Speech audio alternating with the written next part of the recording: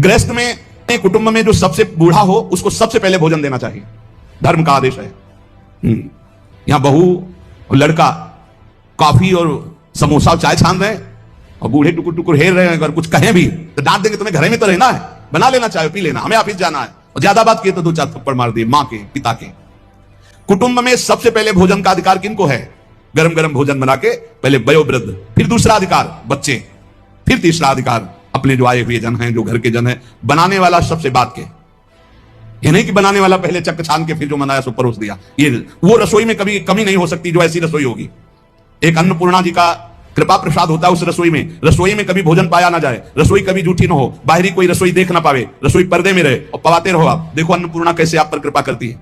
लेकिन यहां तो ऐसे दलित दुराए की हद है, वो उतार के रखा, धुआं निकला, मुंह में डाल के खा रहे हैं, वही खा रहे हैं, परोसा। ना भगवान से मतलब, ना भगत से मतलब है, ना बूढ़ों से मतलब है, ना ऐसी दलिद्रता छाई हुई है रसेंद्री जनेन्द्री की, पूछो मत।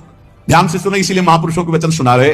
आगे से जो सुन रहे हैं, भोजन में सबसे पहला अधिकार रसोई में वयोवृद्ध का है। हम कह रहे ठाकुर जी को भोग लगा दिखा के उनको पवाओ, पहले बच्चों को पवाओ, जो और अपने जन्म को रसोई करता वो सबसे बात है। जो घर का स्वामी बनने का अधिकार रखते हैं उनको सबसे बात के पाना चाहिए, पहले सबको पवा दें। मुखिया मुख चाहिए, खान पान एक भी ऐसा कोई भोजन का पदार्थ ना हो जो किसी को ना दिया गया हो। छुपाव नहीं होना चाहिए, रसोई में जो बने सबको, पंगत में जो परोसा जाए सबको नहीं परोसा ही ना जाए, ध्यान रखना, नहीं से अपराध लगता है। 20 को कुछ और, 30 को कुछ और, 50 को कुछ और, ऐसा नहीं। एक मुखिया मुख चाहिए, खान पान घर में जो चीज बनाओ उस सबको बराबर दो। ऐसा नहीं होना चाहिए कि आप अपने लिए कुछ अलग, उनके लिए कुछ अलग। जब अपनी मोह वृत्ति होती है, सत्संग का ज्ञान नहीं होता तो अलग अलग होता है, बहुत विचित्र होता है, बड़ा अपराध बनता है। दूसरा,